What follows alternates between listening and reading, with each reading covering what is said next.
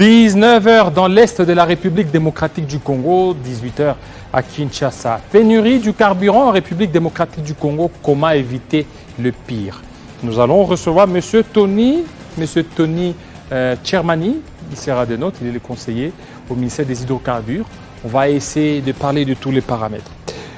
Du côté du ministre, l'on ne parle pas certainement de la pénurie, mais alors que du côté des consommateurs et des distributeurs, on parle de pénurie. Qu'est-ce qui justifie certainement cette crise? Et Maniema, les appels à faire confiance à Bat Lukwebo, ça ce sont des appels, mais le problème c'est en rapport avec la destitution du ministre de l'économie. Il y a eu des propos qui ont été tenus, certainement les légas sont là pour répondre. Faïda Kalema, notable des Pangui. Voilà ce qui fera la charpente de Kinshasa Direct. Tout à l'heure, bien avant cela, nous avons Bédine Kenge pour les grandes lignes. Bienvenue à vous, Bédine. Merci. Les grandes lignes de l'actualité, c'est tout de suite.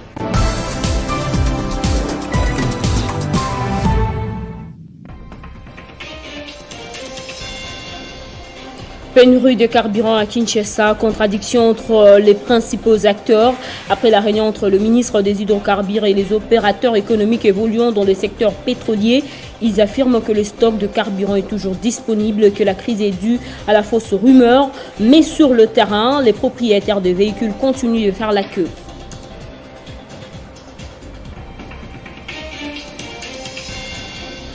En justice, une plainte a été déposée ce lundi auprès du procureur général près la Cour de cassation contre la députée nationale Dominique Munongo par plusieurs organisations nationales, internationales et de défense des droits de l'homme. Ces dernières reprochent l'élu de Louboudi d'avoir tenu de propos à caractère tribal et outrageux à l'encontre des ressortissants du Grand Kasaï en date du 27 mars dernier.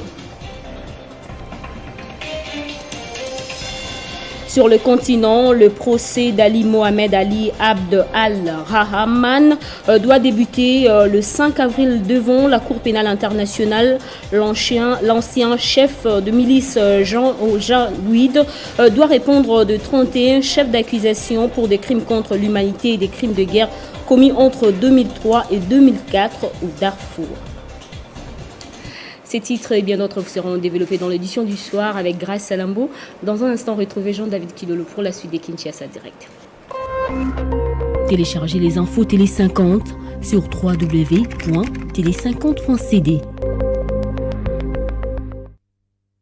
Voilà, merci à vous, Bédrine Kenge, pour cette livraison. La grande édition est prévue à 20h, l'heure de l'Est de la République démocratique du Congo, 19h ici à Kinshasa. Nous allons recevoir M.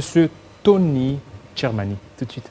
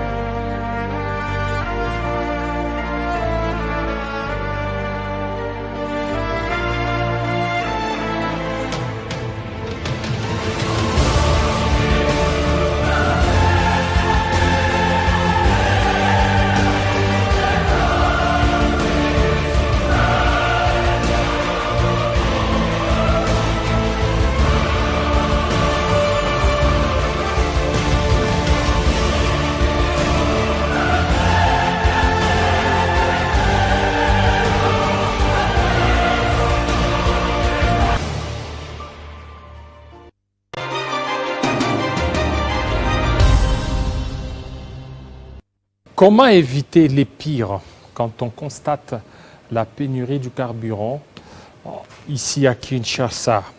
Une situation qui a été vécue il y a de cela quelques semaines à Lubumbashi. Est-ce que toutes les précautions ont été prises? Monsieur Tony, bienvenue. Merci. Voilà. Alors, c'est contradictoire par rapport aux propos du ministre Boudimbu, qui il y a de cela quelques temps a dit qu'il n'y aura jamais de pénurie ici en République démocratique du Congo. Hier soir, aujourd'hui, la situation a dit le contraire. Et aussi, on a vu d'autres propos qui vont dans le sens du ministre qu'il n'y a pas de pénurie. Qui croire, qui ne faut pas croire? Merci pour la question. Je pense que la personne attitrée qui puisse donner la vraie information, effectivement, il l'a donnée. Il s'agit du ministre des Hydrocarbures, qui est le ministre sectoriel, qui maîtrise bien ce qu'il dit.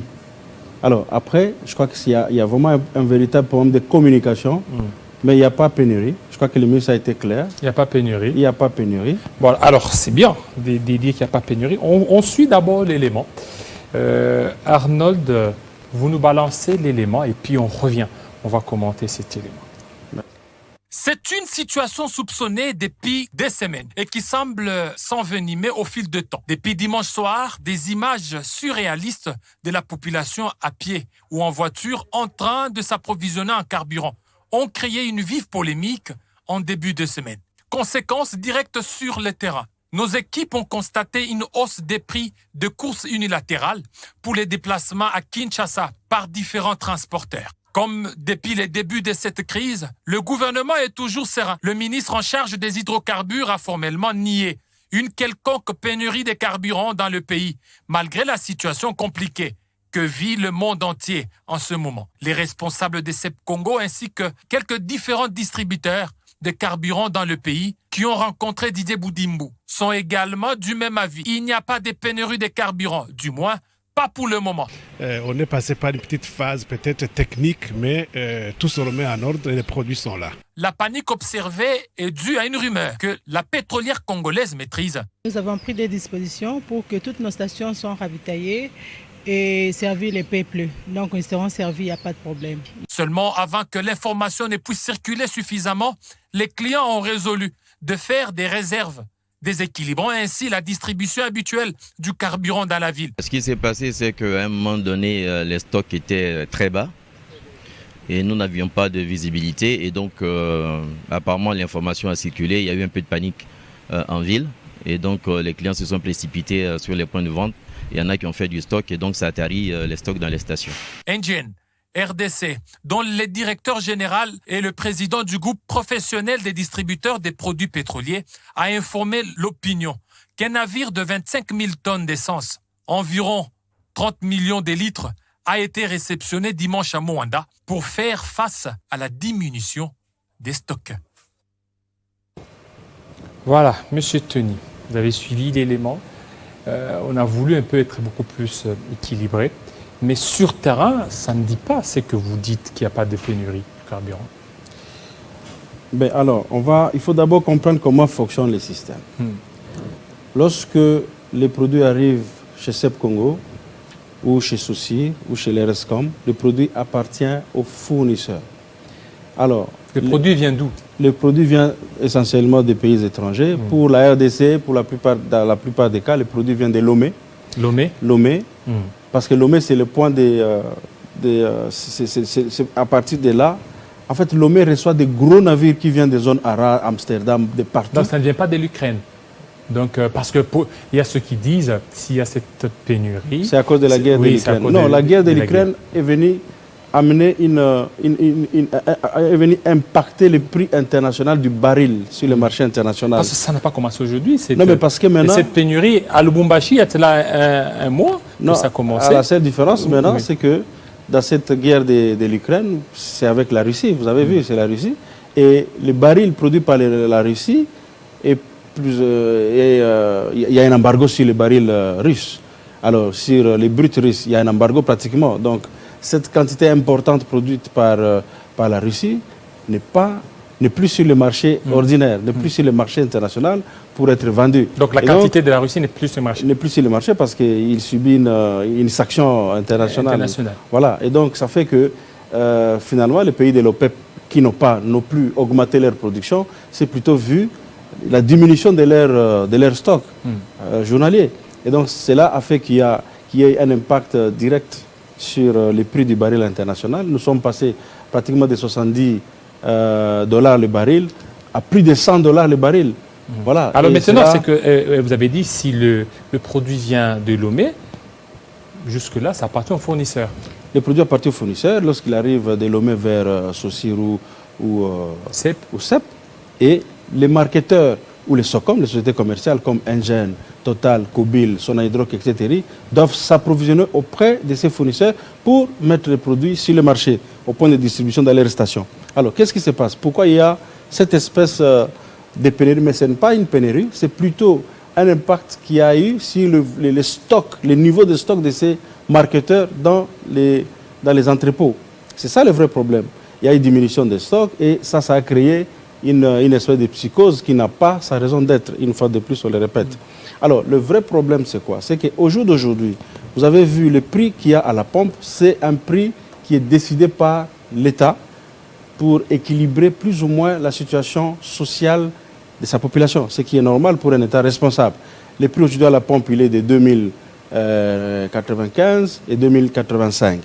Mais ce prix-là n'est pas le prix qui aurait dû être. Parce qu'aujourd'hui, si on applique la vérité des prix au regard de l'évolution des paramètres qui impactent ou qui décident de la fixation des prix, aujourd'hui, le prix normal serait à 3500 les litres pour l'essence.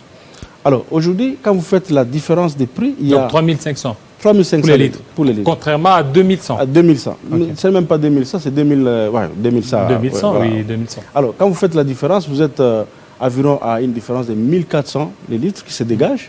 Et ça, c'est la partie que l'État a décidé de subventionner. Alors, ça fait qu'aujourd'hui, pour la zone ouest, vous avez mensuellement un volume qui est mis à la consommation de l'ordre de 60 000 tonnes métriques, 60 000 mètres cubes, ce qui représente environ 60 millions de litres. Quand vous faites la multiplication simple, l'arithmétique simple, vous avez ces volumes. Est-ce que le gouvernement honore ses engagements? Je vais en venir. Vous avez un chiffre qui se dégage mensuellement de l'ordre de 42 millions de dollars que l'État paye au titre de sa subvention. Alors, l'État a une procédure pour le paiement de ces pertes et manques à gagner de ces SOCOM. Et ça suit sa cour normale. L'État, pour répondre à votre question, honore ses engagements. Pas plus que 2 semaines, il y a 2 semaines, l'État avait effectué un paiement sur la grosse enveloppe, effectivement la grande créance qu'il faut payer. Mais l'État honore ses engagements. Et je crois dans les 48 heures, le ministre l'a dit, ce matin d'ailleurs au pétrolier, l'État va encore procéder à un autre paiement de cette créance-là. Certains pétroliers que nous avions rencontrés sur place, ils ont dit jusque-là, l'État congolais, il n'a pas honoré certains des engagements qu'il a pris. Et voilà pourquoi il y a d'autres qui préfèrent un peu garder les stocks. Il y a même d'autres endroits où un litre, ça s'est vendu à 4000 francs congolais. Bon, alors, ça, c'est vraiment des spéculations. Et vous avez même vu sur ces images, il y a même certains qui s'est bagarré, tellement que c'était devenu une denrée rare aujourd'hui. Alors, vraiment, je vais rapidement dire que rien n'explique que certains opérateurs puissent vendre les carburants au-delà ou en dehors des prix structurés. C'est ça la réalité. C'est bien de dire qu'aujourd'hui, il n'y a pas de pénurie, mais sur les marchés, la réalité est tout autre. Non, les produits sont là, je vous ai dit. Oui. Les produits sont là. Alors là, vous avez suivi justement dans des stations non, je vais dire, c'est passé tout de suite là, vous avez vu, les DG d'Engen l'a confirmé. Il y a déjà un bateau. Peut-être parce que le ministre est là et puis. Non, mais c'est vrai. Pour plaire au ministre. Non, pas du tout. Avant de venir sur le plateau, j'ai personnellement vérifié l'information parce que c'est nous qui régulons la réception de tous les navires. J'ai vérifié, effectivement, il y a un navire qui est au déchargement déjà. Il est en train de décharger. Les temps qui sont produits, soit parce que les produits arrivent par pipeline, donc il faut un timing. Le produit doit remonter des Saussure vers Matadi, et de Matadi, ça prend les pipelines pour arriver ici. Donc la situation est sous maîtrise, de toute façon. il n'y a pas La situation pénurie. est sous contrôle. Sous contrôle. Hein. La Et maintenant, situation ce qui sous se contrôle. passe là, c'est quoi? Parce que déjà, vous voyez, si vous voyez maintenant, moi en arrivant ici, j'ai vu déjà, comme c'était dit le matin, lorsque le ministre a visité CEP Congo, les camions de CEP Congo se déploient déjà pour approvisionner les stations. Donc il n'y a pas... Oui, parce qu'il y a quelques stations. Ce n'est pas toutes les stations. D'ailleurs, plusieurs stations fermées aujourd'hui. Ils ne vendent pas parce qu'il n'y a pas de stock. Non. Malgré les assurances de CEP Congo, les assurances qu'on a vues, Alors, de tous ces DG. Il y a deux choses. Il faut faire le distinguo aussi. Est-ce que vous aussi... Non, non, parce que là, il faudra vraiment que je le dise. Il faut faire le distinguo entre les stocks dans les installations de CEP Congo et sa mise en place dans les stations. Il y a toute une logistique qui suit derrière. Les camions de CEP doivent se déployer partout pour faire la mise en place de ces produits. Avec les embouteillages qu'il y a dans la ville, il faut compter qu'un camion, lorsqu'il quitte les installations de CEP pour aller vers une station, il doit rentrer vers CEP pour faire encore cette même... Voilà, donc c'est cet exercice de la logistique pour la mise en place des produits qu'il faut compter. Votre équipe aussi, vous êtes aussi mobilisé pour faire ces constats que nous avions fait avec nos caméramens. Nous sommes descendus sur le terrain pour voir la calvaire. Certes, le calvaire de la population. Moi, je pense qu'il y a eu aussi, au-delà de ça, il y a une vraie psychose. Il y a des gens qui se sont dit, tiens, il y a une pénurie, nous devons nous approvisionner pour être à l'abri. Mais c'est là l'occasion pour moi de placer un mot sur ça. Il faut vraiment que les gens évitent de s'approvisionner dans les bidons, et pour aller les mettre dans leur maison, en se disant que voilà, d'ici cette semaine, il y aura pénurie. Mais ça, c'est un danger. Ils sont prévoyants. Non, c'est pas une bonne chose parce qu'il n'y a pas pénurie. Il n'y a pas pénurie que les gens ne mettent pas de carburant dans les bidons, dans les maisons. Psychose? Mais c'est ça, c'est un problème de vraie information parce que l'information, nous l'avons donnée.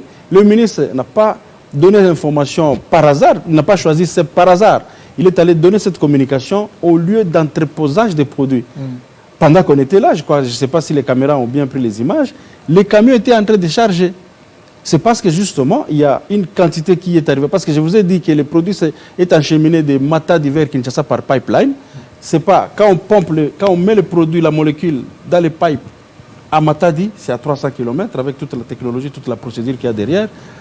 Il ne faut pas attendre ces produits ici dans les 2 heures du temps. Non, ça vient parce que dans les pipelines, vous avez des produits qu'on met. On peut mettre de l'essence, on peut mettre du jet et puis on les sépare avec... C'est toute une... Est-ce que ça, c'est un mécanisme? Ce n'est pas un discours politique pour un peu calmer non, mais par contre, c'est vérifiable. Vous pouvez passer à CEP Congo, vous vérifiez l'état des stocks. Le produit est là. Oui, mais peut-être au niveau des CEP Congo, tel que vous l'avez dit, on peut vérifier. Maintenant, le problème, c'est sur terrain. Non, mais il faut donner une autre information. Oui. Il faut donner une information rapide, c'est que au jour d'aujourd'hui, les sorties des CEP Congo ont vraiment augmenté. Parce qu'il y a un autre phénomène. Vous avez dû à quoi? Exactement, ça c'est la bonne question. Parce que nous, au niveau des hydrocarbures, le ministre s'est engagé à assainir le secteur de l'aval pétrolier. Vous avez vu la semaine dernière, il y a toute une brigade qui est dénommée brigade Task Force, Hydro Task Force, qui s'est déployée sur le terrain pour procéder à l'identification et à la fermeture de tous les dépôts hors normes ou des dépôts qui ne sont pas répertoriés et tout, voilà, illégaux. Et ça a un impact direct aussi sur ce qui se passe.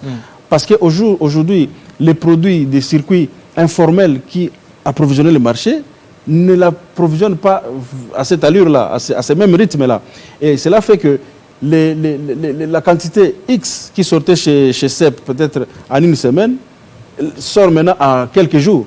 Parce qu'il y a augmentation des consommations des sorties chez CEP.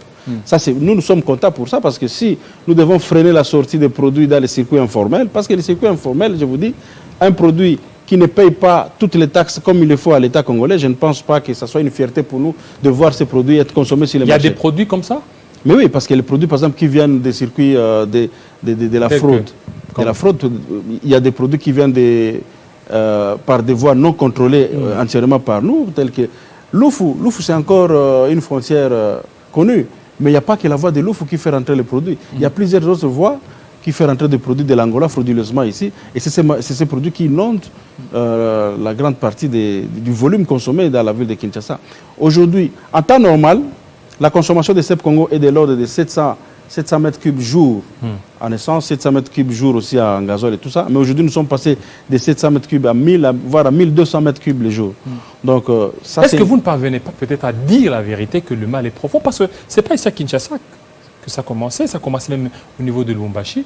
Oui. Lubumbashi, c'était toujours comme ça. Il n'y aura pas de pénurie. Il y a eu pénurie à Lubumbashi. Et pendant ce temps, ici à Kinshasa, le carburant se vendait pas à plein régime. Oui, je vous ai dit tantôt que... Pas à plein régime, c'est que souvent, si vous allez vous approvisionner en carburant, vers 20h, 21h, c'est un peu difficile. Et là, déjà, on sentait qu'il devait y avoir quelque chose. Et ce qu'on craignait il y a quelques temps, aujourd'hui... Non, je vous ai dit, M. Kilolo, que l'État congolais doit, aux sociétés commerciales, les paiements des manques et pertes, enfin de pertes et manques à gagner, qui se chiffrent aujourd'hui à plusieurs centaines de millions de dollars. Ça, on est d'accord. Mais ce sont des partenaires de l'État congolais. Nous sommes dans un processus. Le paiement a commencé, le paiement va continuer dans les 48 heures. Il y aura un autre paiement. Mais la vraie solution, comme je vous ai dit, c'est de pouvoir s'approcher plus ou moins de la vérité des prix. C'est ce qui va se faire probablement. Il y aura une réunion peut-être demain du comité de suivi de la structure des prix pour voir le voisin moyen de pouvoir sortir de ça. Parce qu'il faudra faire deux choses. Procéder au paiement d'une partie soit-elle de cette créance des sociétés, mais aussi réfléchir sur un éventuel ajustement de la structure des prix. Il va falloir que la population se prépare à ça. Peut-être qu'il y aura... Je ne dis pas que c'est ça. Donc aujourd'hui, comme c'est 2100, on peut s'attendre à 3000 ou à 2500? Non, peut-être à 2... Ça, c'est vraiment la hiérarchie qui va décider. Donc, ça sera une augmentation... C'est en voie de... Ouais, c'est comme la fois passée. Nous sommes passés d'un prix X, 1995, vers... 1900. Voilà, il y a eu augmentation de 100 francs à la pompe. Donc, nous... Et maintenant, quand il y a augmentation à la pompe, le prix du transport aussi va augmenter? C'est cela qu'on doit bien analyser la chose pour exactement savoir dans quelle direction aller avec... Nous, les techniciens, nous faisons notre travail. Nous rendons notre rapport au ministre, qui à son tour remonte l'information vers la hiérarchie, parce que c'est un problème qui doit, comme vous l'avez dit, l'augmentation du prix des carburants induit évidemment parce que vous êtes technicien, vous avez parlé, c'est qu'il n'y a pas de pénurie, mais sur le marché, il y a pénurie. Alors, non, il n'y a pas pénurie. Il n'y a pas pénurie. Il y a peut-être un dysfonctionnement. C'est-à-dire que sur le marché, le vécu, c'est que nous avions constaté. Aujourd'hui, oui. Oui, aujourd'hui. Depuis hier soir, aujourd'hui. Mais maintenant, avec nos micros. La session est déjà de voilà, ça, c'est avec nos micros. Nous sommes descendus sur terre. Les faits sont là, c'est qu'il y a pénurie. Mais officiellement, qui dit officiellement, c'est que Didier Boudimbu ainsi que les autres CEP Congo, pour eux, il n'y a pas pénurie. Non, ils ont donné une communication. Mais maintenant, pour vous, qui serait à la base de cette situation pour qu'on parvienne à vivre ça? Et ça pourrait être un coup politique pour nuire peut-être au gouvernement ou à la gestion du président? Moi, je dirais que c'est vraiment une psychose qui part d'une mauvaise communication. Quelqu'un... De la part de qui? Je ne sais pas, déjà qui spécule, déjà qui pense qui fabrique une pénurie. Et cela ramène une psychose qui fait que... Parce que tous ceux-là qui se sont approvisionnés aujourd'hui, si vous aviez... Difficilement. Difficilement. Il y a même d'autres qui ont donné l'argent. Non, je suis... C'est-à-dire que lorsque vous achetez les carburants, vous devez motiver les pompistes pour... Ce que je voulais dire, c'est pas ça, mais tous ceux qui se sont approvisionnés aujourd'hui à la station, c'est pas forcément parce qu'ils n'avaient pas de carburant dans leur véhicule. Il y en a peut-être qui avaient les demi-réservoirs, il y en a qui avaient peut-être... qui pouvaient rouler jusqu'à demain tranquillement. Mais ils sont allés s'approvisionner parce qu'il y a cette psychose qui fait savoir que cette semaine, il y a pénurie. Alors qu'il n'y a pas pénurie. La psychose est née des distributeurs, au niveau des stations-service. Je vous ai dit... Parce que quand vous allez aujourd'hui, vous achetez, vous arrivez au niveau des stations, ils vous disent non, on ne vend pas. La raison, non, tu as un prix. Vous voyez ce que ça alors, fait? C'est pour cela que 2-3 jours, mais cette psychose-là, ça vous pousse maintenant à prendre des précautions. Et voilà pourquoi il y a des consommateurs qui voulaient un peu avoir un certes, il y a une baisse du niveau de stock. Il y a une baisse du niveau de stock. Et quand il y a baisse du niveau de stock, nous avons ce que nous appelons les stocks outils. On ne peut pas non plus tout vider d'un entrepôt en attendant que, je vous ai dit, il y a un navire qui a déchargé, que le produit soit remonté. Le pipeline, on place la molécule, ça veut dire le produit, à 300 km de Kinshasa pour qu'il arrive ici. Et c'est un pipeline qui est multiproduit. il y a toute une technologie pour arriver à remonter les produits ici jusqu'à ce que ça arrive à Kinshasa. Par exemple, le produit qui est parti des Ango Matadi hier et ce matin, demain nous l'aurons ici, donc il n'y a pas de problème. Déjà, en traitant les produits qu'on a aujourd'hui ici, c'est les produits qui étaient partis hier, donc c'est bon, il n'y a pas de problème. S'il y avait pénurie, qu'est-ce qui explique que maintenant les camions de CEP soient en train de distribuer, de mettre les produits en place? Alors, mais je suis quand même d'accord d'une chose, c'est que je vous ai dit qu'il y a la vraie question des pertes et manques à gagner des différents opérateurs que l'État doit payer, parce que vous avez des catégories d'opérateurs, vous avez des majors comme les sociétés comme Engen, CEP, etc., Cobil, mais il y a aussi des opérateurs nationaux qui ont le même problème. Alors l'État est en train de s'organiser aussi pour payer leurs pertes et manques à gagner, pour que finalement toutes les stations soient servies. Parce que là, on a effectivement observé que les gens vont vers les mêmes stations des majors, et ça, évidemment, ça donne l'impression qu'il y a pénurie, parce que tout le monde va au même endroit, en fait. Et il y a des stations qui ne vendent pas. C'est le cas notamment des stations des nationaux, dont la trésorerie est complètement défigurée. Mais là, l'État est en train de prendre des dispositions pour arriver à payer tous les opérateurs pour qu'ils puissent, pour donner un peu une santé financière à la trésorerie. Donc je crois que c'est une question qui est en train d'être réglée. Voilà, alors, est-ce que la situation pourrait s'arranger dans les jours à venir? La situation est déjà en train de s'arranger. Et va s'arranger encore mieux. Je vous ai dit que probablement demain, il y aura une réunion du comité de suivi de la structure des prix pour apporter beaucoup plus d'idées sur ce qui doit se faire. Probablement peut-être revoir un tout petit peu à la hausse. Probablement, je ne dis pas que c'est ça. Ça, c'est vraiment une décision qui va arriver de la hiérarchie. Et voilà. Alors, couplé au pourquoi paiement... ne pas s'assumer, demander qu'il y ait hausse et puis être conséquent par rapport aussi au prix de transport en commun? Parce qu'ils ont peur aujourd'hui de pouvoir hausser le prix des transports en commun dès lors que déjà au niveau des carburants il y a hausse. Pourquoi ne pas le faire? Les hydrocarbures, c'est une matière très sensible et très stratégique, vous l'avez remarqué. Donc l'augmentation des prix, ça ne peut pas se faire unilatéralement, il faut discuter. C'est pour cela que l'État a accepté, contrairement aux autres matières, aux autres marchandises par exemple, a accepté de subventionner fortement ce secteur-là. C'est pour ramener de l'équilibre aussi. Mais c'est une voie de sortie aussi pour éviter aussi à l'État de prendre cette forte subvention de façon permanente. Parce que là, nous parlons d'une situation à fin juin 2021. Nous avons la situation à certifier encore, ce manque à gagner, de juillet à décembre 2021 et de janvier à ce jour. Donc c'est quand même quelque chose qui pèse sur l'État. Nous devons parler avec toutes les entités, notamment FEC aussi, pour que nous puissions préparer la population à quelque chose de plus durable. Voilà, plus durable. Merci, Monsieur Tony, de votre passage. Tony Tchermani, alors merci de toutes ces assurances. Hein. Il n'y a pas de donc on continue toujours à attendre. Mais sur terrain, la situation est tout autre par rapport aux propos du ministre qui dit qu'il n'y a pas pénurie, alors que sur terrain, c'est la pénurie qui sévit. Non, vous allez déjà vous rendre compte de l'amélioration de la situation parce que les camions de CEP Congo a commencé effectivement à mettre en place les produits. Et à part CEP Congo, il y a quel autre distributeur? Il y a la société de logistique. Il y a CEP Congo, il y a l'Erescom Petroleum. Mais ici, le monopole, c'est à CEP Congo. Non, ce n'est pas question de monopole. En fait, c'est chaque fournisseur qui choisit où il amène son produit.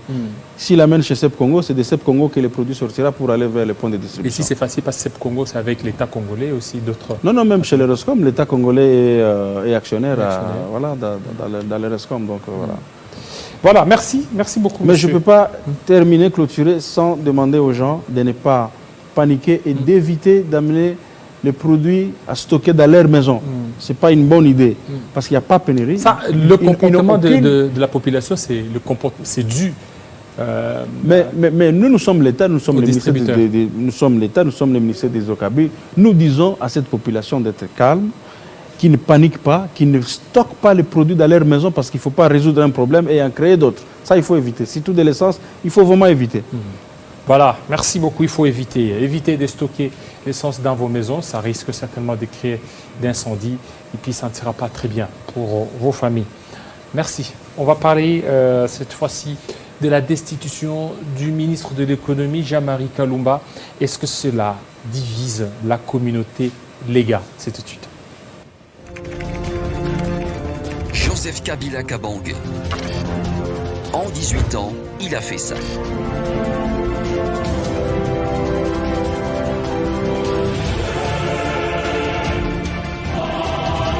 En 18 ans, il a fait ça.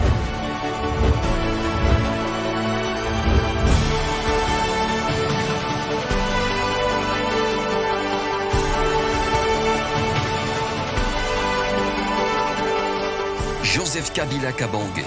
En 18 ans, il a fait ça.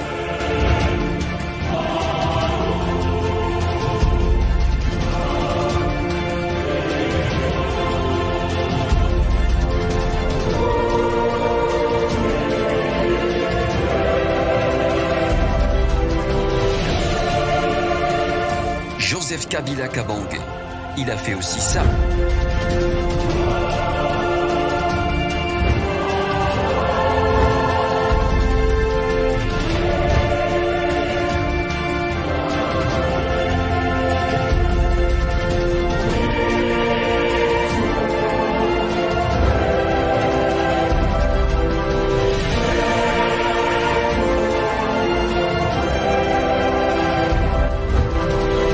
Kabila Kabange.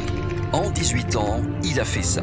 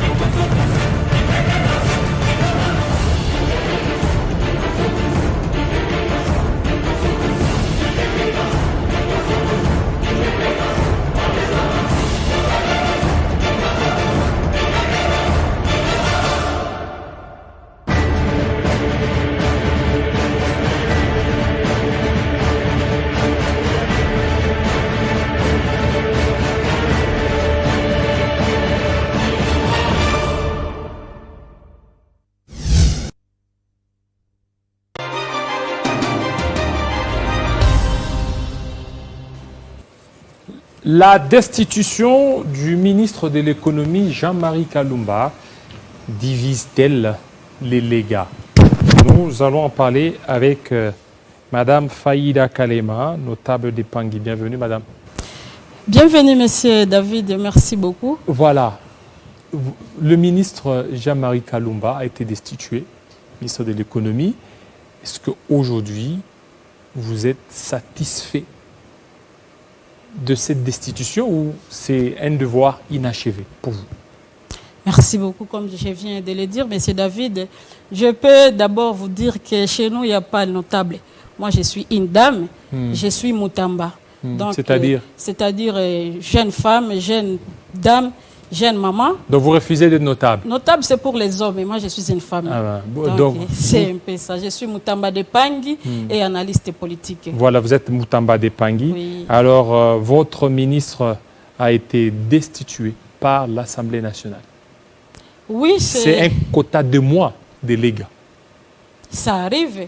Et en commençant d'abord, M. David, je salue toute la communauté Lega, ma famille que j'aime beaucoup, et tous les Congolais avec tous les spectateurs qui sont en train de nous suivre tout à l'heure et en direct. Je salue aussi tous les jeunes de ma province de Maniema et plus particulièrement des Lega, parce que Lega, c'est mon Lega, mon tout mozi. Voilà, Lega, au nom des Lega, un de votre, Henri Kalima, s'est passé, il s'est excusé auprès du président de la République pour dire qu'il y a des manquements de la part des Lega. Les Lega n'ont pas été à la hauteur. Monsieur David, si je suis venu ici, c'est pour répondre, parce que c'est avec indignation étant jeune cadre et leader de demain de notre communauté Lega, j'étais vraiment stupéfaite avec les propos que notre frère Kalimasi a dit à propos de la communauté. Il est des Lega, non? Il a trouvé qu'il y a quelque chose, il y a un manquement de votre part. Vous n'avez pas été à la hauteur au gouvernement. À chaque fois, lorsqu'il y a un Lega qui est là, il y a toujours des trahisons. C'est qu'il n'y a pas de sincérité dans vous. Voilà pourquoi je viens pour répondre. Premièrement, d'abord, si je suis venu ici, c'est moi-même, étant futur cadre de ce grand pays. Et Kalouma, c'est notre aîné. Et il a mérité là où il était. Et si je peux dire qu'on l'a destitué, cela dépend de leur autorité morale. Ça ne m'engage pas. Moi, je suis venu ici, étant Moutamba de Pangui, et engager toute notre communauté. C'est quoi votre communauté? Communauté, les gars. Et pour petite histoire historique, je peux vous dire ici, M. David, communauté Lega, c'est dans 3 provinces du pays. Maniema. Il y a le Maniema, il y a le Nord Kivu, il y a le Sud Kivu. Et ces 4 territoires, et donc nous sommes Lega, Mutumozi, une seule personne, un seul peuple. Et il y a Pangui, il y a Walikale, il y a Chabunda, il y a Mwenga, ce qui forme le peuple Lega. Et dans quoi est-ce que M. Kalimasi Henri, que je suis en train de m'étonner, il est passé ici pour dire qu'il faut demander pardon à M. Bahati Lukwebo pour ses intérêts égoïstes. Je ne sais Quel pas si intérêt égoïste, mais s'il trouve que dans les Lega, il n'y a pas du sérieux, dans les Lega, il y a toujours des déceptions, dans les Lega, ils ne sont pas à la hauteur, c'est normal qu'ils s'excusent auprès de l'autorité, de leur autorité morale, Bahati Lukwebo. Merci beaucoup, Monsieur David. Comme je viens de vous dire encore, tu sais, en politique, quand vous passez à la télévision, il faut avoir les arguments. Et quand vous n'avez pas des arguments, il faut éviter de jeter la peau de banane pour que les autres tombent et puis avoir du baiser. Pourquoi j'ai dit cela? Monsieur Henri Kalimasi, qui est passé ici sur ce même fauteuil pour déclarer que le peuple Lega doit abattre le Kwebo. Mais messieurs, nous avons nos honorables que je salue en passant.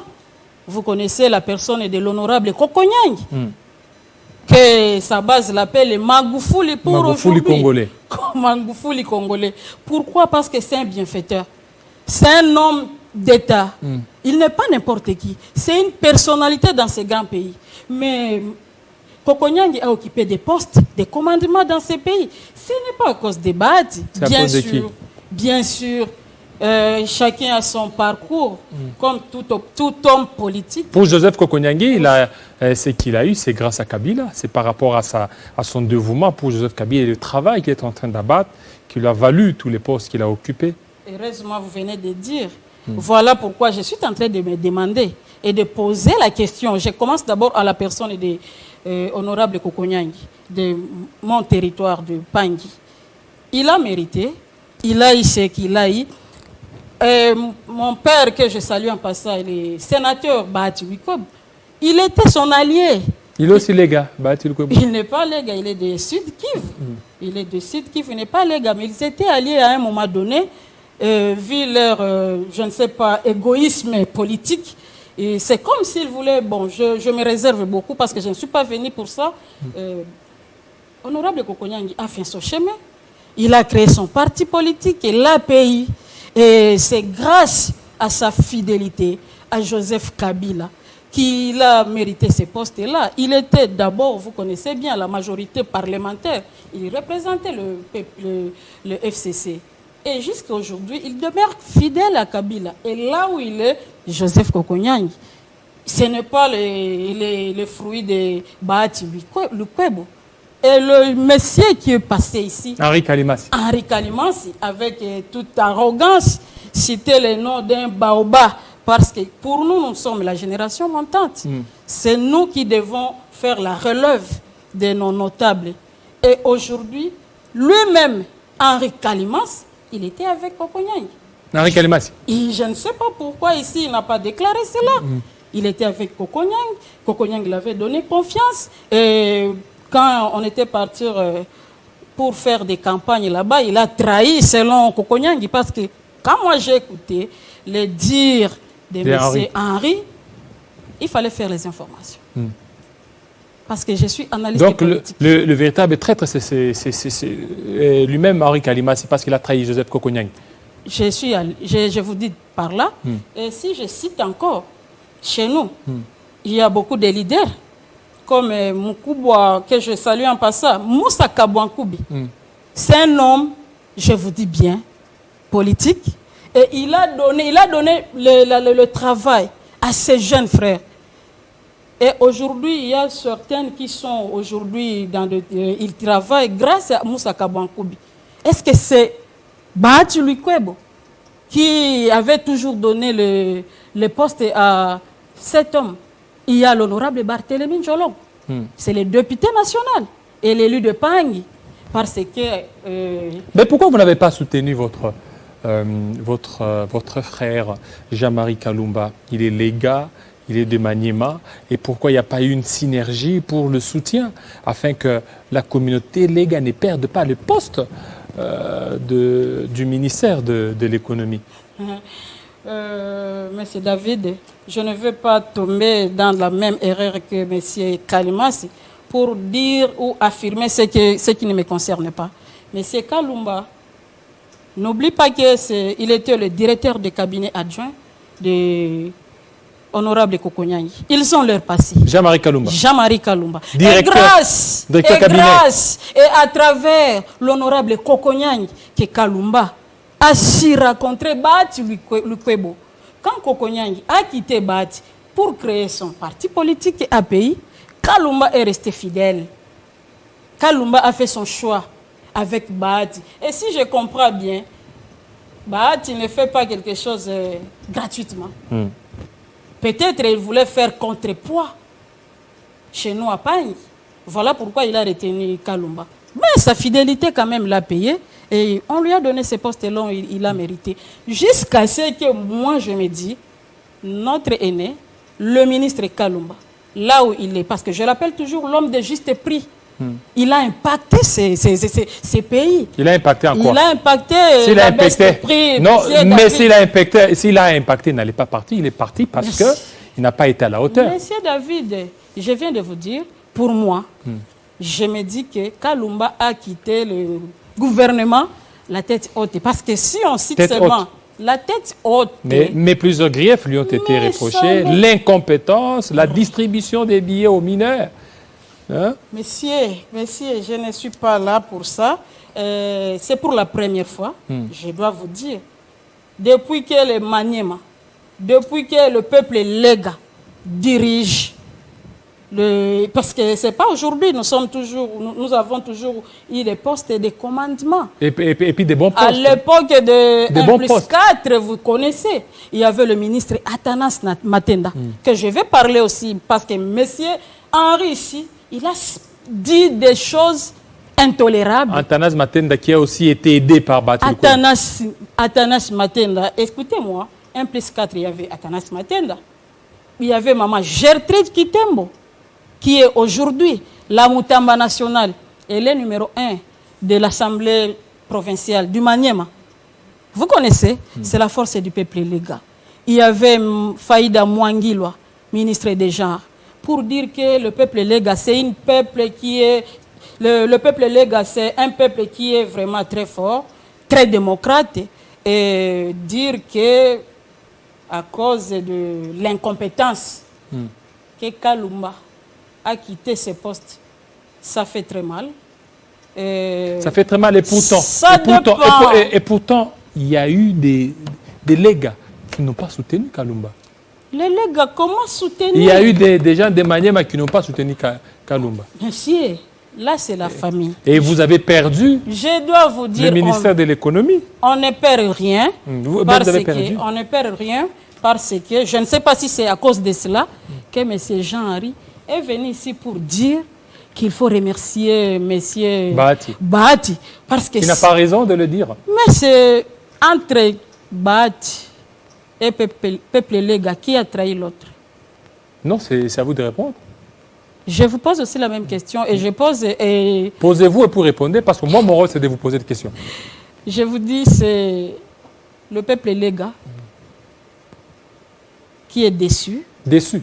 Oui, déçu mais on ne regrette pas. Vous êtes déçu pourquoi? Parce que le peuple Lega, quand on passe dans des ministères, on n'a jamais été déçu avec ces termes-là, l'incompétence. Donc vous êtes compétent? Très compétent, les Legas je sont vous dis, compétents. avec dernière énergie. Les Legas. Les Legas. Monsieur Bati Lukwebo, que je salue, c'est un frère. Mais vous aurez pu quand même lui demander pardon, s'excuser comme l'a fait Henri Kalimassi. Il s'est excusé auprès des Bati Lukwebo. Il dit tout ce que les Legas ont pu faire, les Legas n'ont pas été à la hauteur, les Legas ont été incompétents. Il s'est amendé auprès des Bati Lukwebo. Monsieur David, je répète encore, avec ma conscience tranquille, pour vous dire que la politique, on doit choisir la politique par conviction. On doit faire la politique par conviction. On ne fait pas la politique derrière un individu. Et je suis en train de répéter encore, le peuple Lega n'a de compte à rendre à Bati Lukwebo. Bati Lukwebo, c'est l'autorité morale de AFDC. Mais chez nous, au Maniema, si je peux aller un peu loin, Bati Lukwebo nous bloque. Vous bloquez? Vous connaissez l'histoire de Matata Pogno? J'ai le sang du Maniema. Donc il bloque même Matata Pogno? Il bloque, non, leader Bati Lukwebo ne fait pas quelque chose sans avoir des calculs. Donc il y a des contreparties. Donc ce sont des calculs qu'il a mis pour faire du mal à Matata. Je ne sais pas, je n'ai pas dit ça. Je ne suis pas venu ici pour ça. Je suis venu pour dire encore, monsieur David, que Henri Kalimassi, il a tenu des propos, il a craché sur le mémoire des peuples Lega, il a franchi les lignes parce que quand on est en communauté, chacun a sa couleur politique. Moi, j'ai ma couleur politique. Et il y a les gens de l'IDPC, il y a les gens de l'ensemble, mais quand on parle de la communauté, on ne peut pas engager toute la communauté dans un poche d'un individu pour ses intérêts et nous dire que nous pouvons venir demander pardon à Bati Lukwebo. Donc là, ça ne passera pas. Son Excellence, Athanas Matenda, le patriarche, je peux vous dire d'abord, lui, il était parce qu'à l'époque, il faut comprendre l'histoire de notre pays. Il y avait le gouvernement 1+4. Ça, oui, et ça vous l'avez dit. Bon, pour terminer, madame, une question que vous allez répondre. Comment vous allez faire pour soutenir? Il y a plusieurs candidats au poste de gouverneur au niveau du Maniema. Quel est votre candidat? Monsieur David, avant de répondre à ce qui concerne le profil de mon candidat, parce que je suis libre et je ne suis pas venu d'abord pour parler de ça. Je suis venu, comme je viens de vous dire... Non, et tout ça fait partie du Maniema. Merci. Oui. Merci, mais monsieur Kalimassi, monsieur Kalimassi, qui a trahi Kokonyangi, monsieur Kalimassi, qui a dit même des propos contre une dame. Vous voyez, parce qu'on lui reprochait en quoi est-ce que vous passez au plateau et pour dire que nous devons demander pardon à votre autorité morale et en condamnant d'abord votre frère parce qu'on dit on ne fait pas la fête lorsque ça brûle chez le voisin. C'était l'occasion pour lui de venir montrer d'abord l'effort que son frère a fait, ok? Et de deux, on lui reproche comme ça et il a tenu des propos à une dame. Voilà, ça c'est privé, ça c'est privé avec la dame, c'est privé. Je vous repose la question pour terminer. Il y a plusieurs candidats au niveau des postes. Vous voterez pour qui? En fait, vous plaiderez pour qui? Moi, Faïda Kalema, il y a 9 postes si je ne m'abuse pas. Et que le meilleur gagne d'abord. Même j'ai le candidat. C'est qui? Bernard Takaiche, qui est mon candidat selon son profil. Merci beaucoup, c'est bien entendu. Aussi. Voilà. Merci beaucoup, Madame Faïda Kalema de Pangui. Voilà, ça n'est fini. Fidèles téléspectateurs, restez branchés sur Télé 50. Tout à l'heure, la grande édition des Grands Salambo sera à l'intérieur dans l'Est de la RDC. Portez-vous très bien. À très bientôt.